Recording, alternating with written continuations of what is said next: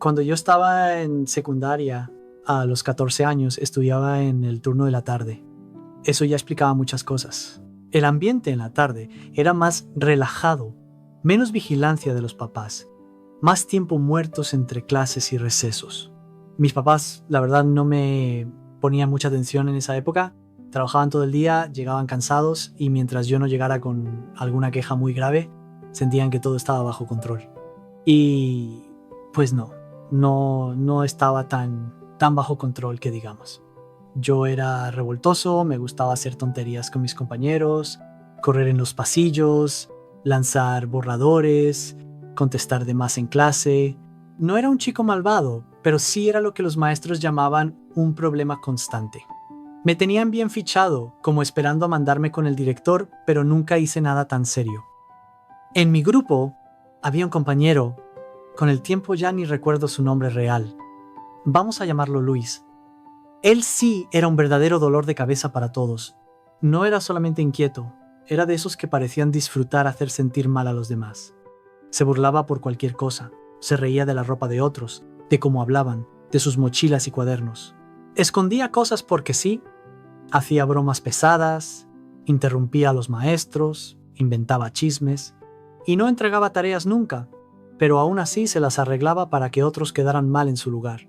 También era de los que daban esos golpes con la mano abierta en la espalda que te dejaba ardiendo el hombro y haciendo como que no te dolía para no quedar como débil. Por mala suerte, a mí me había tocado sentarme a su lado. Y todo lo que les estoy diciendo se volcó casi por completo sobre mí. Al principio lo tomaba como parte del ambiente de la secundaria. En ese tiempo se tenía muy normalizado aguantar ese tipo de cosas. Te decían que no fueras delicado, que así es la vida, que es trato de amigos. Yo me lo tragaba, hacía como que me daba risa, lo ignoraba, me convencía a mí mismo de que no era para tanto y de que al menos no me pegaba de verdad, pero con el paso de los meses empezó a ser cada vez más pesado. Luis tenía una costumbre especialmente molesta, me escondía las cosas. Estábamos en dictado y de repente cuando yo iba a agarrar mi lapicero ya no estaba. Volteaba a verlo y lo veía escribiendo bien tranquilo con una pluma igualita a la mía, o jugando con mi goma, o girando mi estuche entre sus manos como si fuera suyo. Al principio lo tomaba a broma. Le pedía mis cosas, él se reía, me las regresaba. Pero empezó a subirle el volumen a la broma. Había veces que yo le pedía mis plumas y él simplemente me ignoraba. Volteaba hacia el pizarrón, como si yo no existiera. O me contestaba con esa sonrisa que dan ganas de borrar de un manotazo. Un día me harté y le dije en voz baja que ya no tenía gracia, que estaba haciendo el ridículo. Lo acusé con el maestro, le dije claramente que me estaba robando mis cosas y que no podía copiar el dictado. A Luis eso le dolió en el orgullo. No me dijo nada en ese momento, pero le vi la mirada. A partir de ese día me subió el nivel de maldades. Ya no era solo una goma escondida. Ahora me desacomodaba los cuadernos, me movía cosas del pupitre, hacía comentarios sobre mí con los demás para ponerlos en mi contra, todo por vengarse de que lo delaté. Aquí la historia se desvía un poco, pero es importante para entender lo que vino después. Un día yo no fui a la secundaria. No recuerdo bien por qué, pero el punto es que no estuve. Y justo ese día, en el receso, mis compañeros se pusieron a hacer una tontería detrás de la escuela. Se les ocurrió jugar a lanzarse piedras. No piedritas inofensivas, sino piedras que con suficiente fuerza te podían abrir la cabeza. Todos riéndose, esquivando, como si nada pudiera salir mal, hasta que por supuesto algo salió mal. Una niña de menor grado que pasaba por ahí recibió una pedrada directo en la cabeza, se abrió y empezó a sangrar. El juego dejó de ser juego en un segundo. La situación era grave. Llamaron a maestros, a prefectos, llevaron a la niña a la enfermería, hubo gritos, regaños. Los profesores pidieron nombres al día siguiente, querían saber quiénes habían estado lanzando piedras. Presionaron tanto que al final varios dijeron la verdad y otros trataron de salvarse incluyendo nombres de más. Entre los que estaban ahí, por supuesto, estaba Luis, junto con un amigo suyo. Y como necesitaban repartir la culpa, o tal vez solo por maldad, decidieron meterme a mí en el problema. Dijeron que yo había sido uno de los que lanzaba piedras y que incluso había sido quien tiró la piedra que alcanzó a la niña. Yo tenía fama de problemático. No de agresivo, pero sí de revoltoso. Cuando los maestros escucharon mi nombre como parte de los responsables, no lo dudaron mucho. No se tomaron la molestia de revisar nada, dieron por hecho que era cierto, no me llamaron porque yo no estaba ese día tampoco, así que en su mente, para cuando yo regresara, ya me tenían sentenciado. Cuando volví a la escuela, lo primero que pasó fue que uno de los prefectos me pidió que fuera a la dirección. Yo no tenía ni idea de qué se trataba. Entré al despacho del director y lo vi con cara seria, con un papel en la mano. Empezó a preguntarme por lo que había pasado detrás de la escuela. ¿Por qué había lanzado piedras? ¿Por qué le había tirado a la niña? ¿Qué me creía haciendo eso? Yo estaba tan sorprendido que al principio apenas podía articular palabra. Le dije que yo no había ido a la escuela ese día. El director respondió que no intentara justificarme, que ya había nombres, que ya otros me habían señalado. Tuve que insistir bastante para que revisaran la lista de asistencias. Les pedí que llamaran al maestro de grupo, que miraran el registro. Por suerte, todas las asistencias estaban en digital y no había manera de manipularlas, no era un libro de papel. Cuando revisaron se dieron cuenta de que efectivamente yo había faltado el día del incidente. Se quedaron serios. No me pidieron disculpas ni nada, solo dijeron que entonces deben haber dado mal el nombre, que ya lo aclararían. Me dejaron ir, sin reporte ni castigo, pero la sensación de injusticia se quedó conmigo. Sabía perfectamente quién había sido capaz de poner mi nombre ahí sin pensarlo, sí, Luis. Esa fue la gota que derramó el vaso. Yo no iba a ir a buscarlo para pelear o algo. Sabía que cualquier pleito me iba a salir carísimo, que me iban a suspender, quizás hasta expulsar, y mis papás me despedazarían si eso pasaba.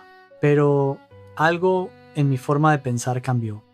Empecé a verlo ya no como el fastidioso que solo hacía bromas, sino como alguien que podía arruinarte la vida por salir bien librado. Poco después, en una clase de español, el maestro anunció que iba a dictar un texto largo que contaría para la calificación del bloque. Nos advirtió que cuidáramos nuestra letra, que no hubiera tachones, que era importante entregar todo completo. Yo sentí el clásico nervio previo al dictado, revisé mis cosas, busqué mi estuche en la mochila y, sorpresa, no estaba. Miré sobre la mesa, en las bancas de atrás, en el piso, nada. Volteé y vi a Luis, sentado muy tranquilo, escribiendo con una de mis plumas. Lo reconocí de inmediato. También vi mi goma en la orilla de su pupitre y un lapicero mío girando entre sus dedos. En ese momento, el maestro empezó a dictar. Las primeras palabras cayeron sobre el salón y todos empezaron a escribir. Yo estaba sentado ahí, con el cuaderno abierto y la mano vacía, viendo cómo el balón otra vez estaba en su cancha. Le pedí mis cosas en voz baja. Él hizo como que no me oyó. Le insistí, ahora un poco más fuerte, y siguió escribiendo como si yo no existiera. Fue raro porque no fue que yo lo pensara demasiado. No fue que calculé consecuencias ni nada. Fue más bien como si todos los enojos acumulados, las bromas, los golpes, las veces que me escondió las cosas, el intento de culparme por la piedra que lastimó a la niña y el que los profesores creyeran más en él que en mí, se hubieran apilado en un solo punto dentro de mí. Y ese punto, ese día, explotó. Me levanté de golpe de mi silla. El maestro se detuvo un segundo, sorprendido por el movimiento, pero siguió dictando. Yo sentía el corazón fuerte, la sangre caliente en la cara, las manos temblándome. Caminé hacia la banca de Luis. Él seguía sin mirarme, fingiendo interés en el dictado, con mi pluma en la mano. Le dije, esta vez en voz más alta, que me devolviera mis cosas. Nada. Me ignoró por tercera vez, como si yo fuera un ruido de fondo. Ahí fue cuando se me nubló la vista. Sin pensarlo más, levanté la mano y le solté una cachetada con toda la fuerza que tenía a mis 14 años. Fue como si le hubiera dado una pared. El sonido de la mano abierta contra su mejilla retumbó en todo el salón. Hubo un silencio extraño, como de eco. La cara de Luis se giró hacia un lado por la fuerza del impacto y se quedó ahí, quieta. Su mejilla empezó a ponerse roja casi de inmediato, con la forma perfecta de mi mano marcada. Él se quedó como congelado, con los ojos muy abiertos, sin saber qué había pasado siquiera. Yo supongo, parecía en shock. Yo también me quedé pasmado un segundo. No porque me arrepintiera, sino porque recién en ese momento me cayó el 20 de lo que acababa de hacer. El maestro dejó de dictar al instante. Se volteó, vio la escena.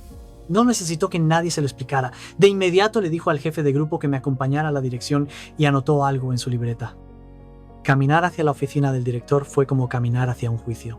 El pasillo se me hizo eterno.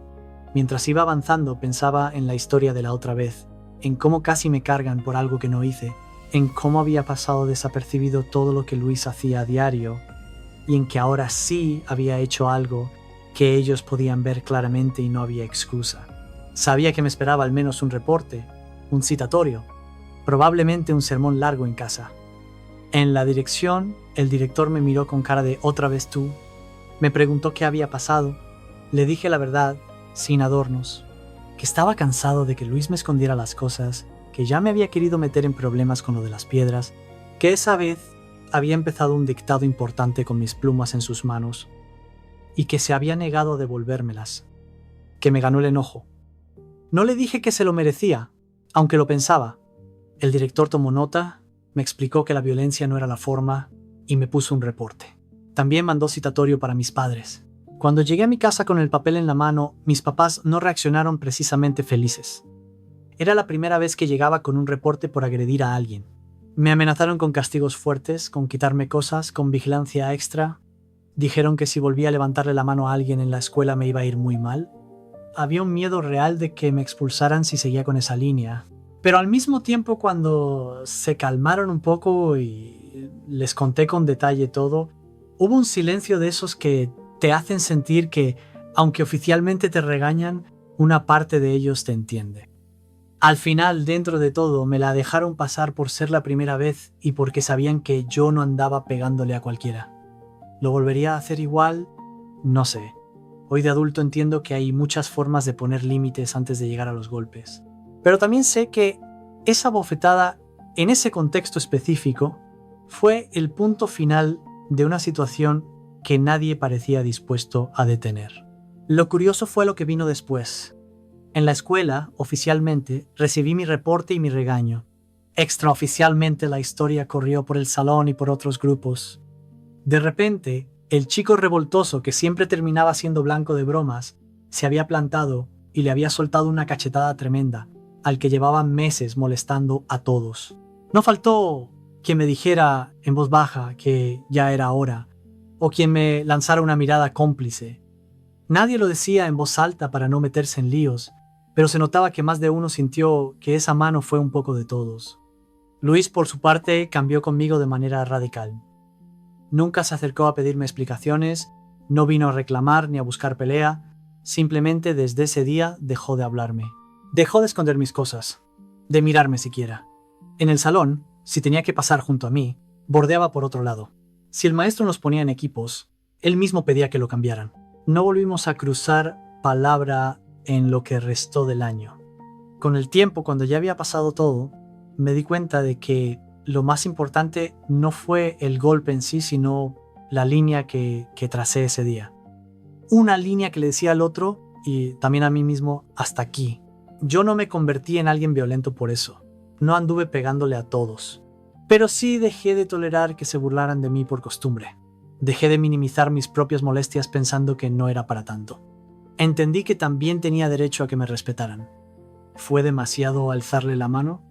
¿O estaba hasta cierto punto justificado por lo que le hizo a todos? Si llegaste hasta aquí, suscríbete, dale like y comparte.